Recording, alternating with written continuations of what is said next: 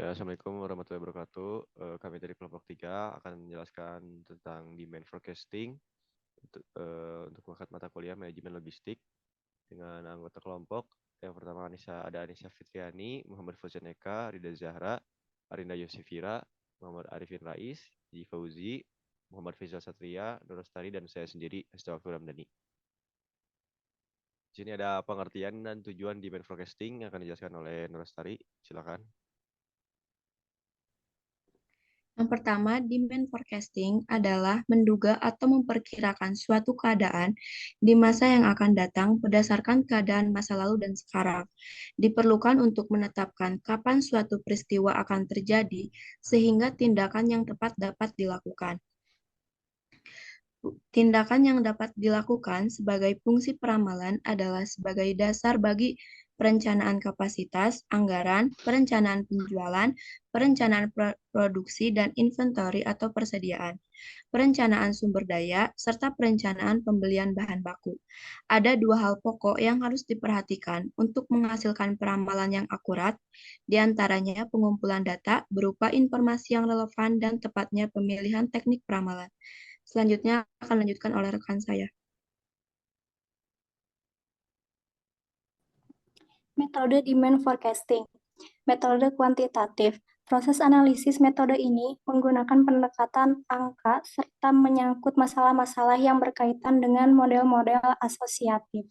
Yang dikembangkan metode ini coba memanfaatkan hubungan-hubungan variabel sebab akibat dan analisis kuantitatif. Metode ekstrapolatif. Naive mengasumsikan permintaan periode berikutnya sama dengan permintaan terakhir, moving average, menggunakan sejumlah data aktual masa lalu untuk menghasilkan peramalan. Exponential smoothing, single and double, metode peramalan rataan bergerak dengan pembobotan di mana peramalan titik data dibobotkan oleh fungsi eksponensial. Classical decomposition menguraikan deret waktu menjadi komponen yang berbeda untuk menghasilkan perkiraan deret waktu diurai menjadi komponen tren, musiman, siklus, dan tidak teratur atau acak. Metode kasual atau model asosiasi. Regression, simple and multiple, biasa digunakan untuk melihat pengaruh antara dua atau banyak variabel. Tujuannya untuk menentukan suatu fungsi model data dengan meminimalkan error atau selisih antara nilai prediksi dengan nilai sebenarnya. Struktural economic model mengembangkan pernyataan matematis tentang bagaimana seperangkat variabel endogen yang dapat diamati terkait dengan serangkaian variabel penjelas yang dapat diamati oleh X. Metode kualitatif. Metode ini dilakukan bila perusahaan atau organisasi tidak memiliki data yang cukup untuk dianalisis suatu pendekatan yang sebagian besar terdiri dari masukan-masukan yang sifatnya subjektif, di mana kadangkala hanya beberapa uraian dan menitik beratkan pada unsur pertimbangan karena hasil analisis yang berbeda-beda. Metode kualitatif ada customer service, sales forecast composite, executive opini, Delphi teknik, panel of expert. Selanjutnya akan dibacakan oleh rekan saya. Baik, di sini saya akan menjelaskan tentang ukuran akurasi hasil peramalan. Yang pertama ada MAD atau mean absolute deviation. MAD atau rata-rata deviasi mutlak adalah rata-rata kesalahan selama periode tertentu tanpa memperhatikan apakah hasil peramalan lebih besar atau lebih kecil jika dibandingkan dengan kenyataannya. Lalu ada MSI, mean square error. MSI atau rata-rata kuadrat, kesalahan dihitung dengan menjumlahkan kuadrat semua kesalahan peramalan pada setiap periode dan membaginya dengan jumlah periode peramalan. Lalu ada root mean square error. Root mean square error adalah metode pengukuran dengan mengukur perbedaan nilai dari prediksi sebuah model sebagai estimasi atas nilai yang diobservasi yang berupa hasil dari akar kuadrat MSE. Kekuadratan metode estimasi kesalahan pengukuran ditandai dengan adanya nilai RMSE yang kecil. Lalu ada MAPE atau Mean Absolute Percentage Error. MAPI atau rata-rata persentase kesalahan mutlak menyatakan persentase kesalahan hasil peramalan terhadap permintaan aktual selama periode tertentu yang akan memberikan informasi persentase kesalahan terlalu tinggi atau rendah. Lalu dilanjutkan oleh rekan saya. Di sini saya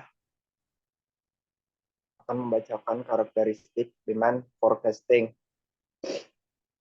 Sistem pengendalian persediaan harus mengatasi berbagai pola permintaan pelanggan yang berbeda atau yang diperlukan dalam praktiknya.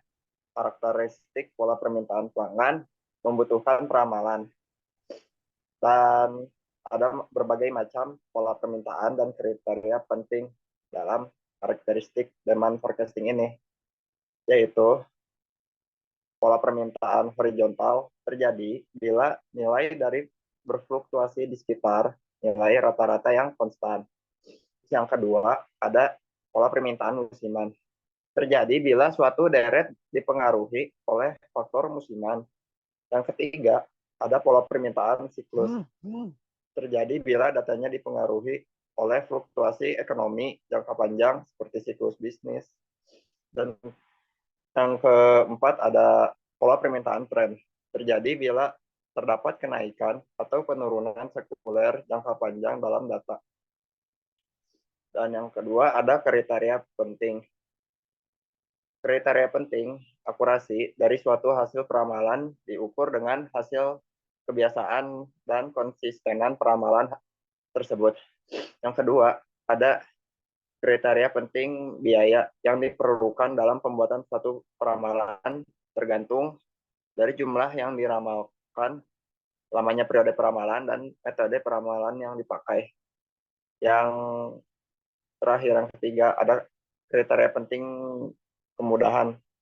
Penggunaan metode peramalan yang sederhana, mudah dibuat, dan mudah diaplikasikan akan memberikan keuntungan bagi perusahaan. Dan selanjutnya akan dibacakan oleh rekan saya. Oke, yang selanjutnya ada fenomena masalah. Fenomena yang disebut dengan bullwhip effect, metode peramalan klasik yang diterapkan di banyak industri, telah mencapai batasnya. Mereka tidak mampu menghadapi fluktuasi permintaan atau memperhitungkan kompleksitas jaringan SC yang semakin terhubung. Konsekuensinya, perusahaan harus bermigrasi ke sistem cerdas dan beralih ke manajemen rantai pasokan yang cerdas. Menurut literatur CSM 4.0 didefinisikan sebagai interaksi antara teknologi canggih dan CSM seperti data besar, kecerdasan buatan, komputasi awan, dan blockchain. Selanjutnya akan dilanjutkan oleh rekan saya. Tujuan dari masalah Smart Supply Chain atau Supply Chain Management 4.0 buka kurung SCM 4.0 tutup kurung merupakan paradigma baru yang diperkenalkan untuk mengatasi kompleksitas ini melalui integrasi artificial intelligence atau AI.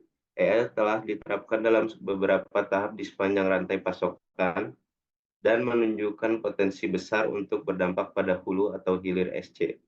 Untuk menemukan solusi cerdas terhadap masalah yang kompleks dan menyebarkan sejumlah besar data yang dihasilkan pada setiap tahap. Kerangka pemikirannya, Supply Chain Management 4.0 bercabang pada manajemen strategis, Supply Chain Management, Tools, Digital Teknologi, dan kemudian bercabang kembali pada blockchain, AI and Big Data, IoT, and Cloud Computing. Manajemen strategi bercabang pada Industri 4.0, Environmental,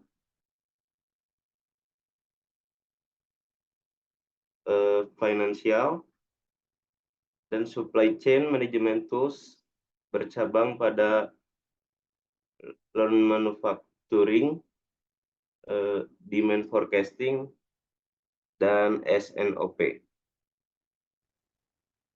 Selanjutnya, ringkasan kerangka pemikiran atau teori yang digunakan. Peneliti menggunakan beberapa metode ML dan DL untuk mengembangkan keakuratan peramalan permintaan. Abasimer dan kawan-kawan menggunakan metode LSTM multi-layer untuk membandingkan dengan metode peramalan deret. Waktu lainnya seperti Kaniris, Neighbors, atau KNN, Exponential Smoothing, atau ITS, Autoregressive Integrated Moving Average, Support Vector Machine, Recurrent Neural Jaringan syaraf tiruan, dan memori jangka pendek. Selanjutnya akan dijelaskan oleh rekan saya. Selanjutnya ada sampel dan populasi. Populasi merupakan sekumpulan objek penelitian atau kumpulan dari beberapa sampel dengan karakteristik dan ciri khas tersendiri. Dalam fenomena atau masalah utama ini, yang menjadi populasi adalah data buku tahunan statistik, GD historis permintaan produk industri pada tahun 2005 hingga 2020. Untuk metode yang digunakan, yang pertama ada perhitungan ARIMA. Rata-rata pergerakan regresif otomatis, model mencakup 3 prosedur utama, yaitu regresi otomatis, integrasi, dan rata-rata bergerak. Rumus perhitungan ARIMA itu adalah YT sama dengan 1 WT dikurangi 1, ditambah 2 WT, dikurangi 2, dan seterusnya. Ditambah PWT, TP, ditambah T dikurang 1 ton, dikurang 1, dikurang 2 ton, dikurang 2, dan seterusnya, dikurangi TQ. Yang kedua, ada perhitungan LSTM. Metode memori waktu panjang pendek atau LSTM adalah algoritma pembelajaran berbasis gradien. Seperti yang diilustrasikan pada gambar 4, isi sel memori dimodelkan oleh forget gate, input gate, dan output gate. Yang ketiga, ada model LSTM. Notasi model LSTM adalah sebagai berikut. Yang pertama, ada XT mewakili nilai masukan, jam T-1 mewakili nilai keluaran pada waktu T-1, HT mewakili nilai keluaran pada waktu T, C T-1 mewakili keadaan sel atau memori pada waktu T-1, CT mewakili keadaan sel atau memori pada waktu T. Dia mewakili gerbang masukan. FT mewakili gerbang lupakan. OT mewakili gerbang keluaran. W1 mewakili matriks bobot WI, WF, WC, dan WO. W2 mewakili WIH, WFH, WCH, dan WOH, bobot yang berulang. B mewakili bias, BI, BF, BC, dan BO untuk gerbang. Yang terakhir mewakili fungsi sigmoid. Notasi model LSTM adalah sebagai berikut. XT mewakili nilai masukan. Selanjutnya akan dilanjutkan oleh rekan saya. Selanjutnya ada pembahasan dan diskusi dari jurnal utama. Berdasarkan metrik kinerja model perkiraan, kami menyimpulkan bahwa LSTM lebih efisien dan dapat memberikan hasil yang lebih baik. Perkiraan permintaan merupakan langkah penting dalam rantai pasokan hulu. Hal ini bertujuan untuk mengendalikan efek bullwhip dan juga untuk meningkatkan kinerja utama di seluruh rantai pasokan dari pemasok hingga pelanggan akhir. Selanjutnya akan dilanjutkan. Baik, saya sekarang membandingkan jurnal utama dan jurnal pembanding. Membandingkan jurnal utama dan jurnal pembanding. Jurnal yang pertama itu yang berjudul Peramalan Permintaan Rantai Pasokan dan Model Optimasi Harga dengan Efek Substitusi. Penelitiannya itu ada Q. Henry, Malik Abdullahian, Sergei Skader, dan Sonat Tahiri 2023. Bedanya itu menggunakan model Mixed Integer Programming atau MIP.